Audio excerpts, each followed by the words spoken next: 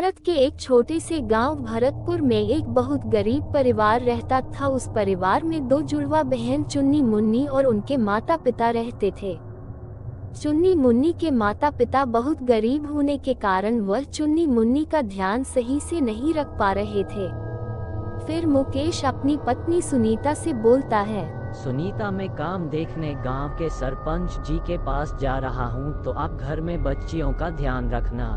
मुकेश घर से बाहर जाने लगता है और वह गांव के लकड़ी के व्यापारी तथा गांव के सरपंच जी के लकड़ी गोदाम पर जाता है और सरपंच जी से बोलता है, नमस्ते सरपंच जी। सरपंच जी, मुझे यहाँ कुछ काम मिल सकता है क्या? चलो चलो भागो यहाँ से, यहाँ तुम जैसों के लिए कोई काम नहीं है। सरपंच जी, कृपया ऐसा ना बोलें। आप जैसा भी काम बोलोगे वह मैं कर लूँगा। बोला ना, एक बार भाग जाओ यहाँ से। कोई काम नहीं है मेरे पास, आया बड़ा काम मांगने वाला। सरपंच जी, मैं बहुत गरीब हूँ और मेरे घर पर भी खाने के लाले पड़े हुए हैं। कृपया कर, कुछ तो काम होगा मेरे लिए। लेकिन सरपंच जी मुकेश की एक बात नहीं सुनते और मुकेश को लात मार देते हैं और मुकेश वही गिरकर तड़पने लगता है। ना जाने कहां से काम मांगने आ जाते हैं भिखारी साले। मुकेश को काम न मिल पाने के कारण वह बहुत उदास हो जाता है और गांव में एक पेड़ के नीचे आकर बैठ जाता है। फिर मुकेश बोलता है, घर जाकर क्या मुंह दिखाऊंगा पत्नी और बच्चियों को, और क्या बोलूंगा कि आज भी हमें भूखा सोना पड़ेगा, आज भी मुझे काम नहीं मिला। फिर मुकेश वही रोने लगता है। कुछ देर रोने के बाद मुकेश मन में एक फैसला करता है और वहां से उठकर अपने घर की ओर जाने लगता है। मुकेश घर आने के बाद जब दोनों बच्चियां सोई रहती हैं तो मुकेश अपनी पत्नी से बोलता है, सुनो सुनीता, मैं अपनी गरीबी परिस्थिति से बहुत परेशान हो गया हूँ। मुझे कुछ समझ नहीं आता कि मैं अब क्या करूँ। ऐसा क्यों बोल रहे हो आप? ऊपर वाला आज नहीं तो कल हमारे साथ अच्छा जरूर करेंगे। आप बस सब्र करो और शांति रखो। नहीं सुनीता, अब ऊपर वाला भी कुछ नहीं कर सकता और अब मुझसे बच्चों को यूं भूखा सोए देखा नहीं जाता। मैंने फैसला कर लिया है, हम जहर पीकर मर जाएंगे। हे भगवान, आप ये कैसी बात कर रहे हो? यदि हमें कुछ हुआ तो हमारे बच्चों का ध्यान कौन रखेगा? हमारी दोनों बच्चियों को कल अनाथाश्रम वाले आकर ले जाएंगे और वही उनका ध्यान रखेंगे। कम से कम दोनों की वहाँ देखभाल अच्छे से होगी। मुकेश के इतना बोलने के बाद दोनों जहर पी लेते और मर जाते हैं। लेकिन सुनीता की जान अपनी बच्चों में अटकी होने के कारण वह एक चुड़ैल का रूप ले लेती है। माँ बाप को यूं मरा पड़ा देख दोनों बच्चे बहुत रोने लगती है। लेकिन दोनों को यह नहीं पता था कि चुड़ैल के रूप में उनकी माँ अभी भी उनके साथ है। फिर अगले दिन अनाथाश्रम की एक कार्यरत महिला दोनों को अपने साथ अनाथाश्रम ले जाने उनके घर आती है और दोनों बच्चियों से बोलती है, चलो मेरी बच्चियों, मेरे साथ में आपको नए घर ले जाने आई हूँ। दोनों बच्चियों के साथ उनकी चुड़ैल माँ भी उनके पीछे पीछे आश्रम जाने लगती है। कई साल बीतने के बाद जब दोनों बच्चियाँ बड़ी हो जाती है तो मैडम बोलती है, मेरी बच्चियों, आप दोनों बड़ी हो गई हो और खुद का ध्यान भी रख सकती हो, तो आप अच्छे से अपने गांव जाना और ध्यान रखना। चुन्नी मुन्नी के साथ उनकी चुड़ैल माँ भी उनके पीछे पीछे गांव जाने लगती है।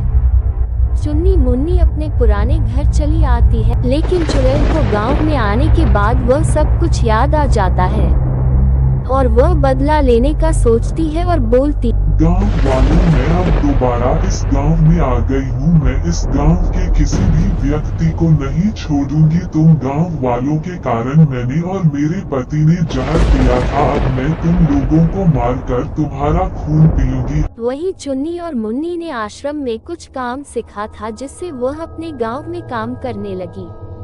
चुन्नी घर में सिलाई करती और मुन्नी कंप्यूटर पर अपना काम करती है और इसी तरह दोनों अपना जीवन जीने लगे। ये सब देख उनकी चुड़ैल माँ मन ही मन में बहुत खुश हो जाती है। एक दिन की बात है, गांव का एक व्यक्ति आधी रात को अपने घर की ओर जा रहा था। तभी चुड़ैल उसे देख लेती है और उसे देखकर बोलती है, ये तो उनमें से ही एक व्यक्ति है जो हमारी मौत का कारण है। आज मौका भी अच्छा है और रात के समय गांव का कोई व्यक्ति भी नहीं दिख रहा। मैं इसे मारकर इसका खून पी जाऊंगी। आप और चुड़ैल हवा में उड़ते हुए उसके पास आती है और उसका गला काटकर उसका खून पी जाती है। गांव के उस व्यक्ति की मौत हो जाने से गांव में हड़कंप मच जाता है और सब गांव वासी बहुत डर जाते हैं और गांव वासी उसी व्यक्ति के बारे में आपस में बात करने लगते हैं। लेकिन ऐसा गांव में अब हर रात को होने लगा। चुड़ैल रात में गांव के निर्दोष लोगों को पकड़कर उनका खून पीने लगी। इस घटना से परेशान गांव वासी अपने सरपंच के पास जाते हैं और उनसे मदद मांगते हैं। गांव का एक व्यक्ति भोला सरपंच जी से बोलता है, सरपंच जी, आपको तो पता है हमारे गांव में क्या हो रहा है, लेकिन आप कुछ कर नहीं रहे हो। कुछ कीजिए सरपंच जी। गांव के सभी लोग सरपंच से मदद मांगने लगते हैं। तभी सरपंच जी बोलते हैं, हम सब एक काम करते हैं, आज रात को सभी छुप कर देखते हैं कि ऐसा कौन कर रहा। सरपंच जी की बात सब मान जाते हैं और रात होने के बाद छुपकर देखने लगते हैं। तभी वहाँ एक चुड़ैल उड़ती हुई आती है और उसे देखकर गांव वाले डर जाते हैं। फिर चुड़ैल बोलती है, आज तो गांव में कोई भी बाहर नहीं दिख रहा है। लगता है गांव वाले सब घर में डर कर सोए हुए हैं, इसलिए कोई बाहर नहीं दिख रहा है और वहां से चली जाती है। अगले दिन सभी गांव वासी सरपंच जी के घर के पास मिलते हैं, लेकिन सरपंच जी उस चुड़ैल को देख सब याद आ जाता है और सरपंच जी कुछ नहीं बोलते। तभी चुन्नी बोलती है, सरपंच जी, वह कोई चुड़ैल नहीं, मेरी माँ है। मेरी माँ तो बहुत अच्छी थी। मेरी माँ ने कभी किसी का बुरा नहीं चाहा, लेकिन माँ अचानक से चुड़ैल बनकर गांव के लोगों का खून क्यों पी रही है, यह मेरे को भी समझ नहीं आ रहा है। तभी गांव के पंडित जी बोलते हैं, बेटा, इसका पता तो हमें आज रात को ही चलेगा। आज मध्यरात्रि होने पर जब वह चुड़ैल बाहर निकलेगी तब मैं उस चुड़ैल से बात कर लूंगा।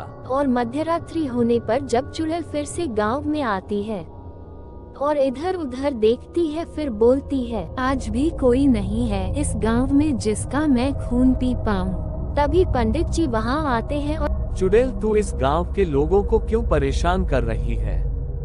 निर्दोष को मारकर उनका खून क्यों पी रही है? बता, इन निर्दोषों का क्या दोष है? निर्दोष नहीं, गांव वाले दोषी हैं, मेरे और मेरे पति के। इनके कारण ही मैंने और मेरे पति ने जान दी। मैं इन गांवों के लोगों को छोड़ूंगी नहीं और आज तेरे को मारकर तेरा खून पी जाऊंगी। तभी चुड़ैल की दोनों बेटियां वहां आ जाती है और अपनी माँ को देखकर बोलती है, माँ, आप ऐसा क्यों कर रहे हो? आप तो कभी ऐसे थे नहीं, फिर ये सब क्यों बता? अपनी बेटी की बात सुन चुड़ैल नीचे आ जाती है और गांव वाले भी वहां आ जाते हैं। फिर पंडित जी बोलते हैं, बेटा बताओ, आखिर क्या हुआ है तुम्हारे साथ? क्या कारण है इसके पीछे? तभी चुड़ैल बोलती है, इन सब का कारण वो सरपंच और उसके साथी है, जिनके कारण मैंने और मेरे पति ने जान दी थी।